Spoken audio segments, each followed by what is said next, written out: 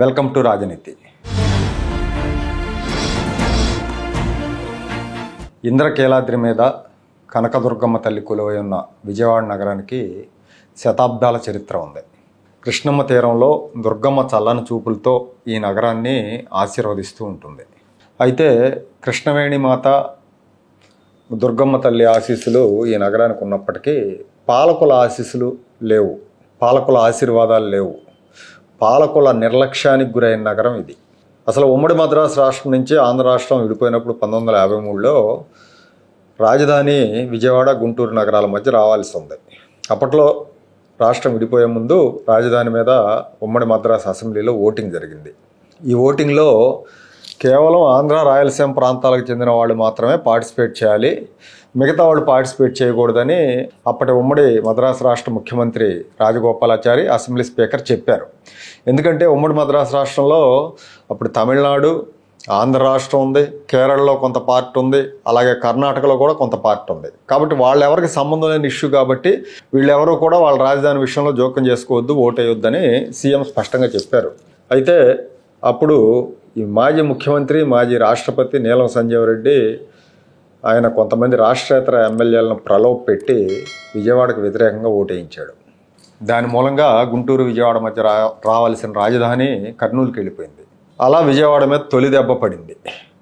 ఆ తర్వాత 56లో తెలంగాణ ప్రాంతం విలీనమై ఆంధ్రప్రదేశ్ ఏర్పడినప్పుడు రాజధానిని హైదరాబాద్ తీసుకెళ్లారు. అప్పటి నుంచి 50 ఏళ్ల పాటు అభివృద్ధి అంతా కూడా హైదరాబాద్ కేంద్రంగానే జరిగింది. హైదరాబాద్కు డజన్ల కొద్దీ కేంద్ర ప్రభుత్వ రంగ సంస్థలు వచ్చినాయి, కేంద్ర ప్రభుత్వ విద్యా సంస్థలు వచ్చినాయి. రాష్ట్రం పెట్టే ప్రతి పెట్టుబడి కూడా హైదరాబాద్ మీద పెట్టేసింది. దాని మూలంగా హైదరాబాద్ శరవేగంగా అభివృద్ధి చెందింది. హైదరాబాద్ నగరం ఇవాళ అంతర్జాతీయ స్థాయిలో ఉంది అంటే హైదరాబాద్ మీద అప్పటి ముఖ్యమంత్రులు, ప్రభుత్వాలు చూపించిన శ్రద్ధ. మిగతా ప్రాంతాలన్నింటిని వదిలేసి కేవలం హైదరాబాద్ కేంద్రంగా అభివృద్ధి చేశారు. ఏ ముఖ్యమంత్రి దీనికి అతీతుడు కాదు, చంద్రబాబు నాయుడు గారితో సహా. ఇంకా చెప్పాలంటే ఆయన హయాంలోనే హైదరాబాద్లో ఎక్కువ అభివృద్ధి జరిగింది. మిగతా ప్రాంతాలను వదిలేసి ఐటీ రంగం, ఫార్మా రంగం అన్నీ కూడా హైదరాబాద్ కేంద్రంగా డెవలప్ చేశాడు ఆయన. ఇది రెండో దెబ్బ. ఆ రోజున రాష్ట్రంలో ఇంకా ప్రముఖ నగరాలు ఉన్నాయి, విశాఖపట్నం ఉంది, విజయవాడ ఉంది, తిరుపతి ఉంది, వీటన్నిటిని వదిలేశారు. సో ఆ రకంగా రెండో దెబ్బ విజయవాడ మీద పడింది. ఇక మూడో దెబ్బ విజయవాడలో ఉన్న రౌడీయిజం, విజయవాడలో ఉన్న రాజకీయ నాయకులు, అలాగే కమ్యూనిస్టు ప్రాబల్యం కొంత. ఇవన్నీ కూడా కమ్యూనిస్టు ప్రాబల్యం అనే ఉద్దేశంతో ప్రభుత్వాలు వెనకాడిని, వీళ్ళు చేసే పనులు కూడా అట్లాగే ఉంటాయిగా. అలాగే ఈ రాజకీయ నాయకులు రౌడీయిజం. గత 10-15 ఏళ్లుగా చంద్రబాబు నాయుడు గారు ఈ విషయంలో విజయవాడ రౌడీయిజాన్ని తొక్కేయడంలో గట్టి పాత్ర పోషించారు, సమర్థవంతంగా అణిచేశారు. ఒక 20 ఏళ్ల నుంచి ఆ ప్రాబ్లం లేదు. అంతకుముందు అంతా రౌడీయిజమే. 20-25 ఏళ్ల పాటు 2 వర్గాలు తన్నుకొని చచ్చారు. దాని మూలంగా విజయవాడ డీఫేమ్ అయిపోయింది. ఎమ్మెల్యేల నుంచి కార్పొరేటర్ల దాకా రౌడీయిజాన్ని నమ్ముకుని వచ్చిన వాళ్ళే ఎక్కువ మంది ఉన్నారు. ఇది మూడో దెబ్బ విజయవాడకి. ఇక విభజన తర్వాత 2014 తర్వాత రాజధాని అమరావతిగా నిర్ణయించడంతో విజయవాడకు కళ వచ్చింది. వ్యాపారాలు పుంజుకున్నాయి.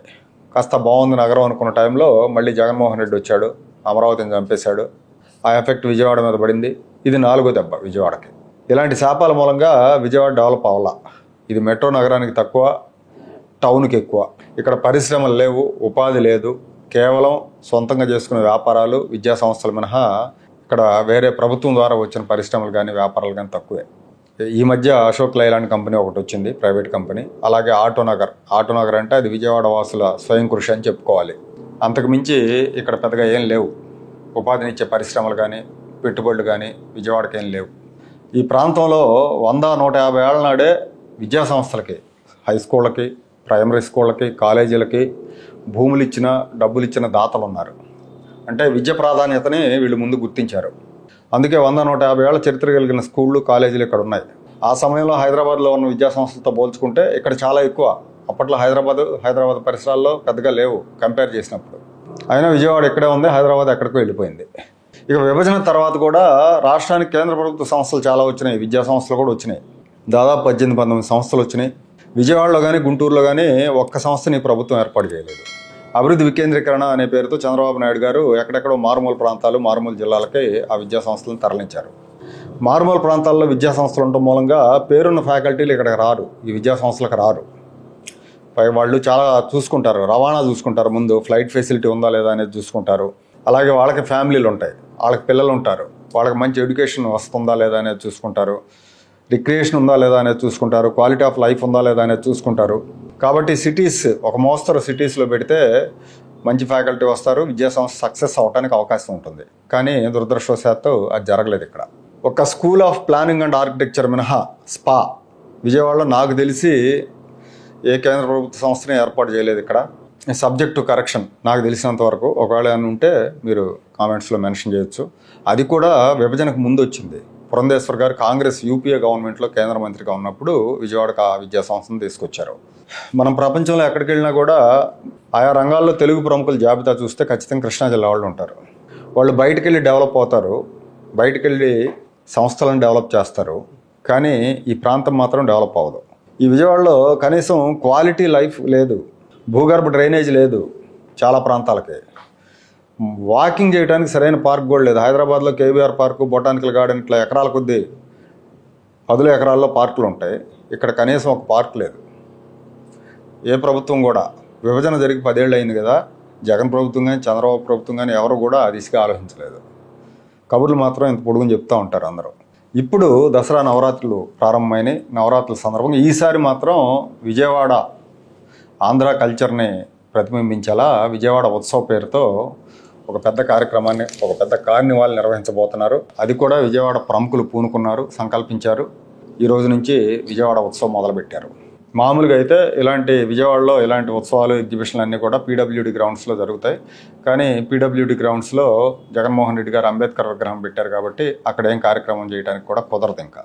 అందుకే గొల్లపూడి సమీపంలో 50 ఎకరాలు మచిలీపట్నం వెంకటేశ్వర స్వామి టెంపుల్కి సంబంధించిన ల్యాండ్ ఉంటే ఆ ల్యాండ్ లీజుకి తీసుకున్నారు. అయితే ఈ భూములు ఆల్రెడీ రైతులు సాగు చేస్తూ ఉన్నారు. సో ఆ రైతులకి నష్టపరిహారం కింద కొంత అమౌంట్ ఇచ్చి ఆ భూములు స్వాధీనం చేసుకున్నారు. రైతులు ఏడాదికి 5 లక్షలు కౌలు చెల్లిస్తూ ఉంటే దేవాదాయ శాఖకు వీళ్ళు 2 నెలలకి 45 లక్షల రూపాయలు, ఈ సొసైటీ ఫర్ వైబ్రెంట్ విజయవాడ వాళ్ళు 2 నెలలకు 45 లక్షల రూపాయలు దేవాదాయ శాఖకు లీజు కింద చెల్లించారు. రైతులకు నష్టపరిహారం ఇచ్చారు. ఆ తర్వాత ఆ భూముల్లో ఈ ఎగ్జిబిషన్ అది పెట్టాలంటే భూములు చదును చేయాలి కాబట్టి చదును చేసి ఒక 2 అడుగుల మేర మెరకు కూడా తోలారు. ఇక్కడ ఎగ్జిబిషన్ సెప్టెంబర్ 22 నుంచి నవంబర్ 16 వరకు 55 రోజుల పాటు జరుగుతూ ఉంది. ఈ 55 రోజులకు 45 లక్షల రూపాయలు చెల్లించారు. ఏ రకంగా చూసుకున్నా దేవాదాయ శాఖ ఆదాయమే. అయితే ఈ ఉత్సవం, విజయవాడ ఉత్సవం జరిగితే ఎక్కడ తెలుగుదేశం పార్టీకి పేరు వస్తుందని వైఎస్ఆర్ కాంగ్రెస్ పార్టీ నాయకులు పేరు నాని, వెల్లంపల్లి శ్రీనివాస్ లాంటి వాళ్ళు దీని మీద విమర్శల వర్షం కురిపించారు. అడ్డు తగిలి దేవుడు భూముల్లో ఇలాంటి కార్యక్రమాలు పెట్టడం ఏంటి, కమర్షియల్ ప్రోగ్రామ్స్ పెట్టడం ఏంటని ప్రశ్నించారు. దేవుడు భూములు సాగు కోసమే కాదు, దేవుడు భూములు కమర్షియల్ పర్పస్ కోసం లీజులకు ఇచ్చిన సందర్భాలనే చాలా రాష్ట్రాల్లో జరుగుతూ ఉంది. ఆంధ్రప్రదేశ్లో ఉంది, చాలా రాష్ట్రాల్లో ఉంది. దాన్ని ఒక తప్పులా క్రియేట్ చేసి వీళ్ళు ప్రచారం మొదలుపెట్టారు, విమర్శల వర్షం కురిపించారు. వీళ్ళ ప్రోద్బలంతో ఒక ఆయన హైకోర్టులో పిటిషన్ వేశారు. అయితే జస్టిస్ హరినాథ్ రెడ్డి అనే న్యాయమూర్తి గారు ఈ భూముల్లో ఎగ్జిబిషన్లో పెట్టడానికి కుదరదు, దాన్ని వెనక్కి ఇచ్చేయాలి, అలాగే ఏదైతే మెరకు తోలారో అదంతా కూడా మళ్ళీ తీసేసి యాజ్ ఇట్ ఈస్గా గతంలో ఎలా ఉందో అలా చేసామని తీర్పిచ్చారు. 2-3 అడుగులు ఎత్తు మట్టి తోలారు కాబట్టి ఆ మట్టి కూడా తీసేసి ఇవ్వాలని, హ్యాండ్ ఓవర్ చేయాలని తీర్పిచ్చారు. దాని మీద వీళ్ళు డివిజన్ బెంచ్కి వెళ్ళారు. సొసైటీ వాళ్ళు డివిజన్ బెంచ్ కింద కోర్టు ఇచ్చిన తీర్పును కొట్టేసింది. నవరాత్రి ఉత్సవాలు ఈ రోజు నుంచి అక్టోబర్ 2వ తారీఖు దసరా వరకు జరుగుతాయి. 11 రోజులు ఈ ఉత్సవాలకు రాష్ట్ర వ్యాప్తంగా ప్రజలు తరలి వస్తారు కాబట్టి భారీ ఏర్పాట్లు చేస్తున్నారు. ఎక్కడ అవాంఛనీయ సంఘటనలు జరగకుండా, తొక్కిసలాట జరగకుండా చర్యలు తీసుకుంటున్నట్టు పోలీసులు కూడా చెప్తున్నారు. దీంతో పాటు ఈ విజయవాడ ఉత్సవం జరగబోతోంది. ఈ ఎగ్జిబిషన్ మాత్రం 50 రోజుల పైనే ఉంటుంది. సో ఈ నవరాత్రులకు వచ్చిన వాళ్ళంతా కూడా ఎగ్జిబిషన్కి వెళ్ళొచ్చు. అలాగే విజయవాడ ఉత్సవంలో భాగంగా జరుగుతున్న అనేక కార్యక్రమాల్లో కూడా పార్టిసిపేట్ చేయొచ్చు. విజయవాడ ఉత్సవాలని మైసూరు ఉత్సవాల్లాగా ఫేమస్ చేయాలనే లక్ష్యంతో, సంకల్పంతో నిర్వాహకులు ఉన్నారు. దీనికి విజయవాడ ప్రముఖులే నడుంగట్టారు. ప్రభుత్వం వైపు నుంచి కొంత సహకారం లభించింది. ఈ 11 రోజులు భక్తుల్ని, పర్యాటకుల్ని ఆకర్షించే చాలా కార్యక్రమాలు విజయవాడలో ఏర్పాటు చేశారు. విజయవాడకి ఒక కొత్త సభకులు అద్దుతున్నారు, కొత్త రూపు తీసుకొస్తున్నారు. తుమ్మలపల్లి కళాక్షేత్రంలో 11 రోజుల పాటు సాంస్కృతిక కార్యక్రమాలు జరగబోతున్నాయి. కూచిపూడి, భరతనాట్యం, శాస్త్రీయ సంగీతం, బుర్రకథలు, హరికథలు లాంటి కార్యక్రమాలు ఉంటాయి. మొత్తం 11 రోజుల్లో తుమ్మలపల్లి కళాక్షేత్రంలో 100 కార్యక్రమాలు నిర్వహిస్తున్నారు. సాంఘిక, పౌరాణిక నాటకాలు కూడా ఈ సందర్భంగా ప్రదర్శిస్తారు. అలాగే ఘంటసాల మ్యూజిక్ కాలేజ్ ఆధ్వర్యంలో కూడా కొన్ని కార్యక్రమాలు నిర్వహిస్తున్నారు. పున్నమి ఘాట్లో dandiya, live bands, classical dance, food court లాంటివి అరేంజ్ చేస్తున్నారు. వాటర్ స్పోర్ట్స్, డ్రోన్ షోలు కూడా ఉంటాయి.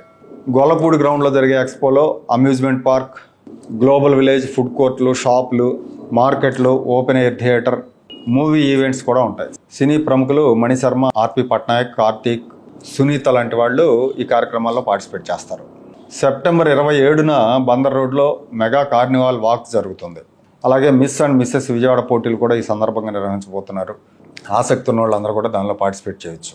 ఇంకా విజయవాడ ఐడల్ ఆవిష్కరణ, సోషల్ మీడియా అవార్డ్స్ ఇలాంటి కార్యక్రమాలు చాలా అరేంజ్ చేస్తున్నారు. సిద్ధార్థ మెడికల్ కాలేజ్ దగ్గర హెలికాప్టర్ రైడ్స్ కూడా అరేంజ్ చేశారు. ఈ 11 రోజులు విజయవాడకు ఒక పండుగ అనుకోవాలి. ఇది ఎప్పుడూ జరగాల్సిన కార్యక్రమం. కొన్ని దశాబ్దాల క్రితమే ఇలాంటిది మొదలు పెట్టాలి, కానీ ఇప్పటికి కార్యరూపం దాల్చింది. ఇప్పటికైనా అది రూపుదిద్దుకున్నందుకు నిజంగా ముదావహం. నిర్వాహకులను అభినందించాలి. విజయవాడ ప్రముఖులంతా తలా ఒక చేసి దీన్ని నిర్వహిస్తున్నారు. దీని మీద కూడా వైఎస్ఆర్ కాంగ్రెస్ పార్టీ రాజకీయం చేస్తూ ఉంది. ఇప్పటివరకు విజయవాడకి పెద్ద ప్రత్యేకమైన కార్యక్రమాలు ఏమి నిర్వహించలేదు. ఏదో దసరా సందర్భంగా నవరాత్రులు మినహా ఇక్కడ పెద్దగా ఏం కార్యక్రమాలు జరగవు. అలాంటి విజయవాడలో ఒక ప్రతిష్టాత్మకమైన ఈవెంట్ నిర్వహిస్తూ ఉంటే వీళ్ళంతా కూడా రాక్షసుల్లాగా అడ్డం తగులుతున్నారు. ఈ ఉత్సవాన్ని ఏడాది సక్సెస్ చేసి ప్రతి ఏటా కూడా నిర్వహించాలనే ఉద్దేశంతో నిర్వాహకులు ఉన్నారు.